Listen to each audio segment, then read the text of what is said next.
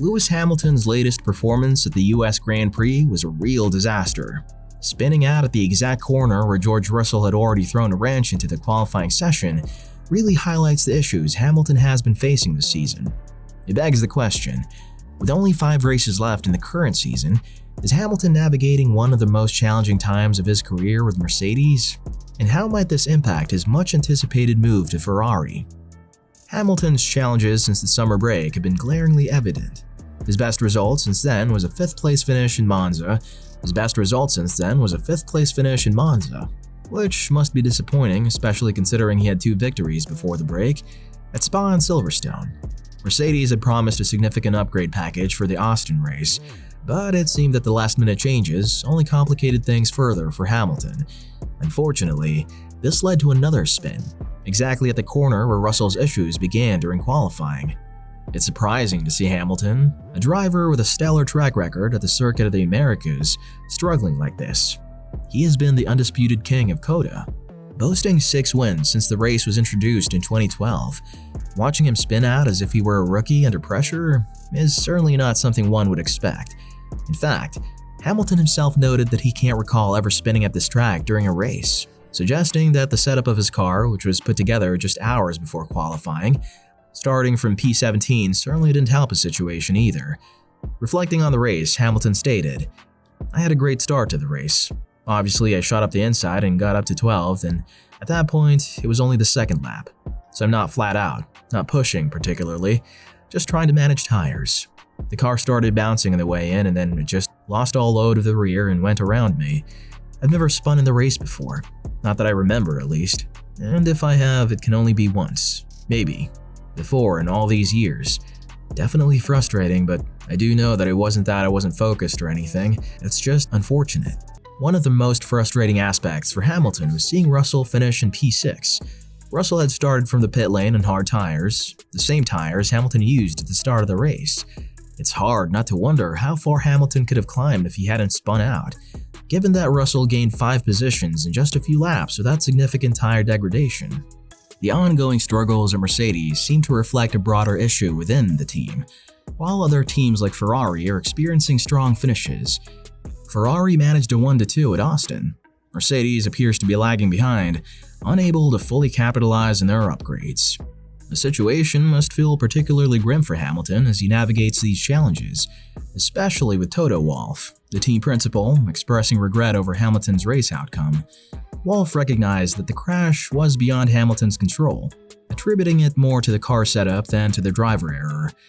During the race, Hamilton reported a worrying click sound coming from the front of the car, which he believed could ruin his chances. Unfortunately, it turned out to be a suspension issue with a W5. The team had to completely restructure Hamilton's car for the race weekend, which included qualifying. After the race, Hamilton couldn't hide his disappointment, asking, "Where has the car gone, man?" It's clear he expected much more from the car, and the discrepancy in performance left him frustrated. This bouncing issue was something Hamilton also experienced during the only practice session in Austin. He speculated that the new upgrades might have contributed to these problems.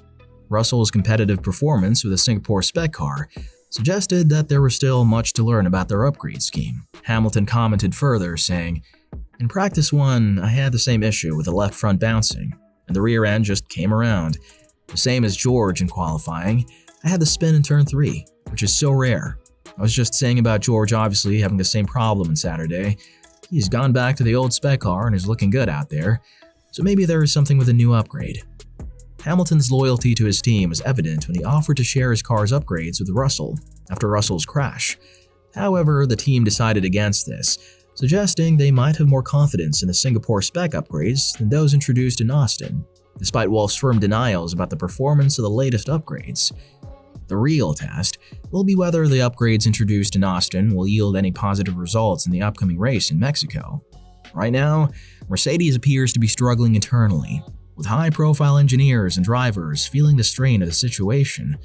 Wolff finds himself defending Hamilton, but it's evident that trust has eroded. Hamilton's announcement about his future with Ferrari may have further strained relationships within the team, and it's clear the dynamics are shifting. While some team members might feel a sense of betrayal, that tension should not translate into poor car performance. especially for a driver who has delivered so much success for the team over the years. Regarding Hamilton's crash in Austin, Wolff stated, "Where I sit at the moment, it's 100% not Lewis's fault. That's not to say I'm protecting him. It's clear. There was a gust, there was a slipstream. How does all that interact? It was 100% the car. Lewis was not even pushing at that stage. We saw it with George on Saturday. Perhaps he was over pushing it, but still, abruptly losing it and putting it in the wall on Sunday, there was wind and a bit of dirty air from the car in front. We definitely have an issue, and I don't know if the issue was the same yesterday. Lewis Hamilton doesn't lose the car on lap 2 like this. With this in mind, it's understandable why Hamilton seems eager to wrap up the remaining races and move forward with Ferrari. Interestingly, Ferrari is currently in contention for the Constructors' Championship, sitting just 8 points behind Red Bull and 44 points behind McLaren. Their decision to keep upgrades to a minimum during the sprint weekend proved wise, as it allowed them to effectively test their capabilities. Their strong race pace and tire management were evident during the 1-2 finish, which can be attributed to their strategic planning rather than mere luck. Wolff, on the other hand, maintains that the issue lies not with the upgrades themselves, but rather with the overall interaction between aerodynamics and mechanical aspects of the car. He asserted that Mercedes would continue with the current upgrades in Mexico, emphasizing the importance of maximizing their potential. Wolff explained, "I don't think we have a fundamental issue with the upgrades very much. I think it's more interaction, more aero and mechanical stuff. Therefore, we're going to continue with the upgrade. It makes no sense not to because there's a lot of lap time you leave on the table.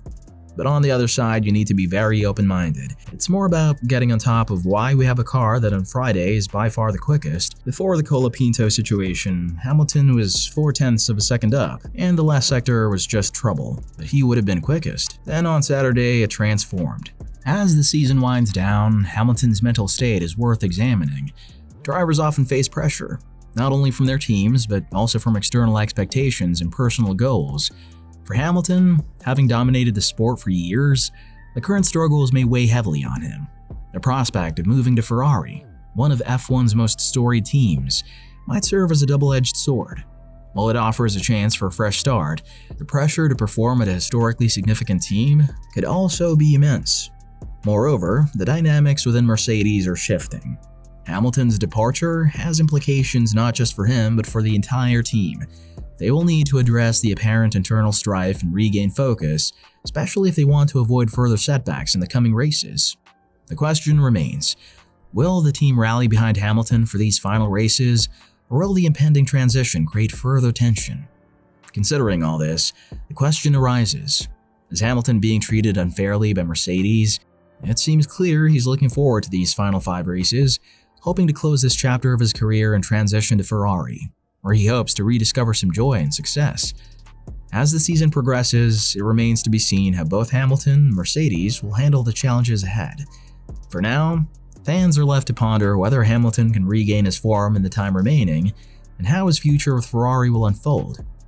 As we conclude our look at Lewis Hamilton's challenging performance at the US Grand Prix, it's evident that this season has been fraught with difficulties for both him and the Mercedes team.